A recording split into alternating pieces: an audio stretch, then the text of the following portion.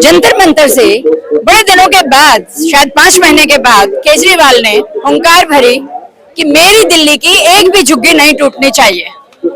अब ये मेरी दिल्ली की एक भी झुग्गी नहीं टूटनी चाहिए कैसे देखती है आम जनता? आइए रूबरू होते हैं जनता से।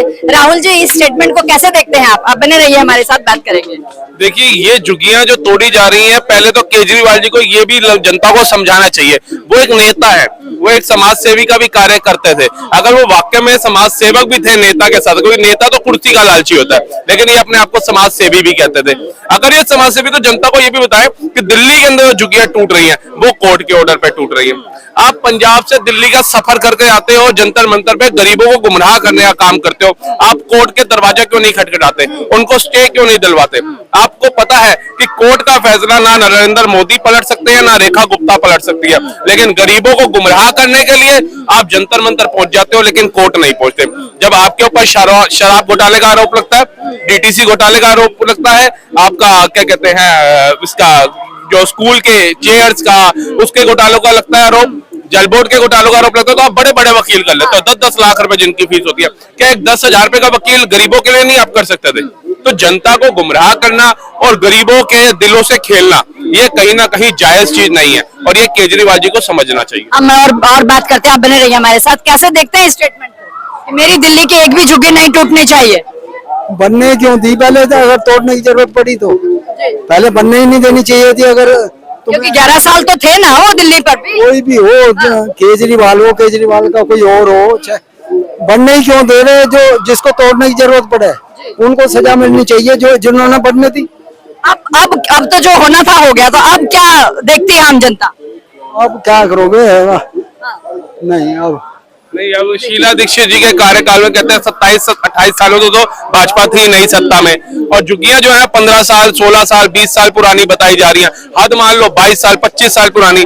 लेकिन अगर आज शीला जी का कार्यकाल रहा, कांग्रेस का करेला, तो अब शीला जी को ऊपर से तो लाएंगे नहीं कि दोषी करार के दे करके कि भाई आपने झुग्गियां कैसे बसा दी। उसके बाद केजरीवाल जी को ये करना चाहिए था, जब 52 करोड़ का अपना शीश महल बना रहे हो तो कम से कम गरीबों का मकान बना दो। आपको तो सरकारी आवास मिला ही हुआ है, आप उनमें सरकारी खजाने से 52 करोड़ लगा रहे हो, लेकिन 52 झुग्गियों को आपने पक्के मकान में नहीं बदला। आप इस पे भी जवाब दीजिए ना। आपके जितने नेता है, कोई ग्रेटर कैलाश रह रहा है, कोई जीके वहां रह रहा है, कोई वीवीआईपी साउथ में रह रहा है, कोई वीवीआईपी कॉलोनियों में रह रहा है। आपके खुद के बंगले सिविल लाइन जोन के अंदर सबसे बड़ी कोठी आपने ले रखी थी। तो आप गरीबों के लिए क्या किया 11 साल में? सिर्फ बिजली मुफ्त देने से, पानी मुफ्त देने से गरीबों का भला हो गया? ये तो आपने भी कांग्रेस की रणनीति चली कि भाई तू झुग्गी में रहने लायक है, तुझे झुग्गी में ही मरना है और मेरे को बस वोट देना। वही केजरीवाल ने किया, भाई तेरे को झुग्गी में रहना, तूने झुग्गी में ही मर जाना, तेरी पीढ़ियों ने भी यहीं पे मरना है, तुम आवास का ख्वाब तो छोड़ दो, लेकिन वोट हमें दे देना क्योंकि हम तुम्हारे को बिजली पानी फ्री दे रहे हैं। उनको गुमराह कर दिया। आज नरेंद्र मोदी 1675 की चाबी पकड़ाते हैं पहले चुनाव से पहले, फिर वो झुग्गियों पे बुलडोजर चलता है कोर्ट के। नहीं तो कोर्ट का ऑर्डर भी कोर्ट को ही पता है कि जब तक ये हमारा कानून है कि जब तक आप किसी गरीब को छत नहीं दे सकते, आप उसको छत नहीं हटा सकते हो, आपको पहले उसके रहने का प्रबंध करना पड़ेगा। और जब 1675 चाबियां नरेला में दे दी गई, ओखला में दे दी गई कुछ चाबियां कालका जी में दी गई, और कुछ चाबियां गोविंदपुरी के इलाके में दी गई। जब मकान बना करके सरकार आपको दे रही है तो आपका भी कर्तव्य बनता है कि आप उसको निकले झुग्गी से और उस आवास में जाए। लेकिन आपका ये कहना कि नरेला में हमें मकान बना दिया, वहां कौन जाएगा, नरेंद्र मोदी खुद चला जाए। अरे आप गरीब हो या अहंकारी हो, गरीब को छत मिल रही है, उससे बड़ी बात क्या हो सकती है? इससे बड़ी तो मेरे को लगता है कोई बात नहीं हो सकती। ये तो वही हो गया कि एक गरीब को आप समझ रहे हो भूखा है, इसको रोटी दे रहे हो तो वो कह रहा है सूखी रोटी खाऊंगा, मुझे मटर पनीर ला के दो, मुझे रायता ला के दो, मुझे सैलेड ला करके दो। तो ये तो चॉइस हो गई, चॉइस नहीं चलती। या तो अपने आप को गरीब कहना बंद कर दो। तो ये तो जनता को सोचना पड़ेगा। फिर जब हम देख रहे हैं ग्राउंड रिपोर्ट, उसके अंदर कोई मोदी जी चल के थोड़ी ना जा रहे हैं या अमित शाह जी चल के जा रहे हैं। वो जो पत्रकार जा रहे हैं वो बता रहे एसी लगे हुए हैं, स्प्लिट एसी, डबल डोर के फ्रिज, एलईडी मशीन, घर के बाहर R500 खड़ी है, गाड़ियां खड़ी हैं, और कुछ तो ऐसे हैं जो सरकारी नौकरियों पे भी लगे हैं और किराए पे झुग्गियां दे रखी हैं 10-10 लेकर के। तो आप बताओ, आप तो सरकारी जमीन पे ये कह के रह रहे हो कि हम असहाय हैं, हमारे पास रहने के लिए छत नहीं है, लेकिन वहीं से आप अपना पैसा कमा रहे हो, आमदनी कमा रहे हो। तो आप तो सरकार को भी धोखा दे रहे हो और जो हमारे जैसे टैक्स पेयर हैं उनको भी धोखा दे रहे हो। कहीं ऐसा तो नहीं कि जैसे लुधियाना की एक सीट जीत के आए हैं उपचुनाव में, गुजरात की एक सीट जीत के आए हैं, वो कॉन्फिडेंस कुछ ओवर होके नहीं बोल रहा है? वही ओवर कॉन्फिडेंस मार देता है इंसान को। घमंड तो रावण का नहीं रहा था, तो ये तो एक इंसान है, मामूली इंसान है। इनके जो वो गए सौरभ भारद्वाज, उनको देखा एक पत्रकार के साथ कैसा अभद्र वो किया।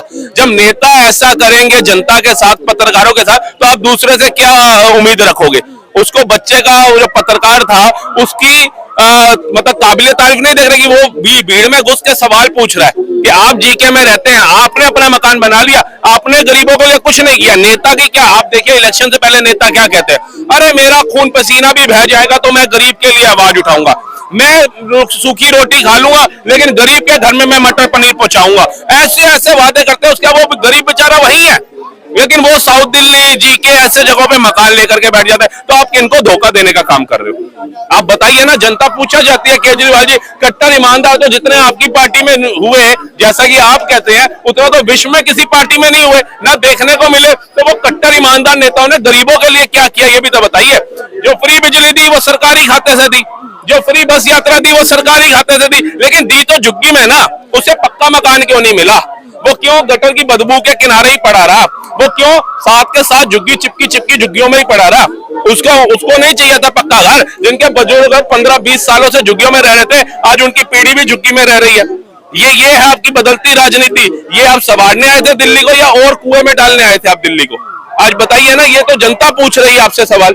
ये मोदी जी या कोई भाजपा का प्रवक्ता थोड़ी ना आपसे पूछ रहा है। ये जवाबों के सवाल पूछोगे तो ऐसे ही पत्रकारों को मारा जाएगा, जनता को मारा जाएगा, गोदी मीडिया कह दिया जाएगा और बिकाऊ बोल दिया जाएगा, पता नहीं क्या क्या शब्द बोल दिए जाएंगे।